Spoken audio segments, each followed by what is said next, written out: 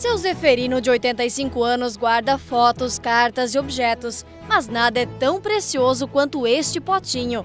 Um presente de uma amiga capaz de levar as lágrimas. Ela de Valsugana, que é outra comunidade um pouco distante, ela se propõe a ir lá no quintal do meu avô. Ela se propõe a ir lá buscar essa terra e trazer para mim como uma joia que eu aguardo com tanta carícia.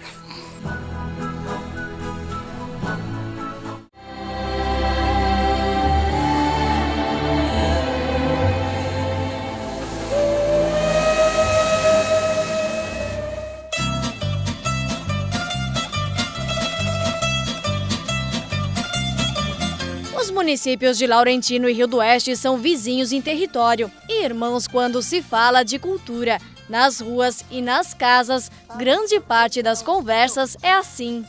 Era a nossa casa velha, no que esteve. Não, mas c'è il caminhão. Era o caminhão da garagem no que esteve prima. Seu Alfredo, de 84 anos, até brinca, é 100% italiano. A parte é só italiana. Tanto a parte da mãe como a parte do pai. Eu nasci lá em Rio do Cedro, no meio da italianada. A primeira leva de imigrantes italianos desembarcou em Santa Catarina em 1836, mas foi só em 1875 que chegaram as maiores levas. É o caso do avô do seu Zeferino, que mora no Ribeirão Café, em Rio do Oeste. Na época, a Itália era muito pobre e eles viviam assim uma grande miséria, uma grande crise econômica. Esse meu avô, então, vivia assim, com pouca terra, tinha só um quintal, porque lá a terra era como ouro.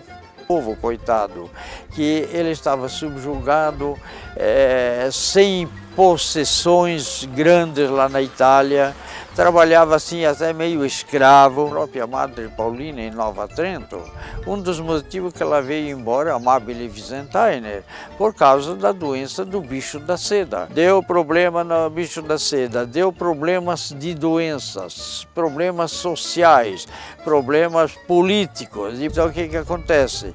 Eles, na situação precária que viviam, pensaram, andiamo in América.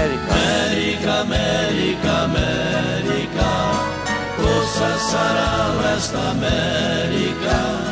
As primeiras colônias do estado foram Rio dos Cedros, Rodeio, Ascurra e Apiúna, todas no entorno da colônia alemã de Blumenau. No ano de 1912, um grupo comandado por Luiz Bertoli fez o reconhecimento do território, onde hoje estão Rio do Oeste e Laurentino. Eles vinham, as primeiras famílias sabiam, através dos padres, também franciscanos, que vinham celebrar a missa, por exemplo, em Rio do Sul. Então o Frei Lucínio, o Frei Policarpo, eles foram incentivando nossos agricultores lá da região de Rodeio. Aí então falaram que existia justamente essas possibilidades de terras abundantes. Esta foi a primeira residência de Rio do Oeste. Nas áreas planas da região, os agricultores tiveram a oportunidade de praticar algumas culturas tradicionais na Itália, como o arroz e a uva. Então, primeiramente, a agricultura deles, coitado, era o quê? Era para colocar uma casinha, né? 4 palanques a pique, coberta com aquelas tabuinhas, ou com sapé, ou com folhas de palmito no mato, e deixaram as famílias em Rodeio, Rio dos Cedros, para depois ir buscá-las. E daí foram abrindo as frentes, por exemplo, aqui de Rio do Oeste partiram frentes para abrir as estradas para Salete, que antigamente era chamado Ribeirão Grande, depois para Rio do Campo, Taió. Neste processo, o rio tinha fundamental importância. Se faltavam estradas, as balsas representavam o principal transporte. E aos poucos, os colonizadores começaram a se instalar nas margens. Então, as primeiras escolas eram de origem, de idioma italiano. Então, eu escrevia, aprendia o italiano e também na matemática e nas coisas era feito em italiano. No Brasil, os imigrantes criaram uma nova Itália, comidas, idioma, agricultura. Só que a campanha de nacionalização imposta por Getúlio Vargas atingiu diretamente quem fez do Alto Vale a extensão do seu antigo país. Tinham chamado inspetor de quarteirão, e esse inspetor de quarteirão, ele depois foi encarregado também de cuidar do idioma e de cuidar daqueles que, porventura, viessem a falar um outro idioma a não ser o português. Com as escolas ensinando português e o idioma de origem restrito ao longo dos anos, muitos costumes foram se perdendo. Assim como as construções antigas que resistem aos efeitos do tempo, os descendentes de imigrantes tentam passar a cultura adiante, ensinar aos filhos o que aprenderam com os pais. Só que está cada vez mais difícil. É o caso do seu Alfredo e da dona Erzília, que falam italiano com os filhos, mas não conseguiram passar para todos os netos.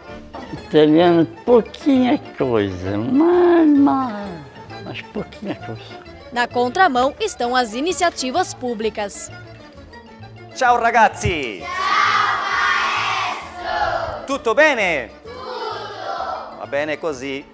Em Laurentino, na Escola Honorata Stedley, a grade curricular foi adaptada e tem, além do inglês, o italiano. O material foi produzido pelo Centro de Cultura Italiana de Curitiba. As aulas iniciaram, ou começaram, foram implantadas mesmo aqui, foi em 2012. A gente começa também trabalhando o alfabeto, como é que acontece no português. Então, a gente fala das vogais, das consoantes, e o livro é bem simples. Então, são as letras que eles vão traçando, mas bem básico mesmo. Então, até favorece e ajuda na alfabetização também em português. A gente aprendemos comida, os animais.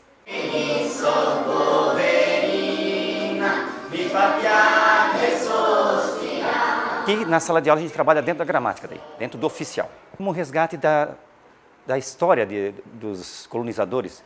Então, para valorizar a cultura italiana e os nossos antepassados.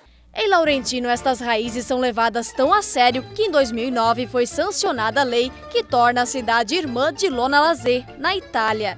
Então, isso abriu as portas, reatou os laços da colonização de Laurentino aí com todas as cidades.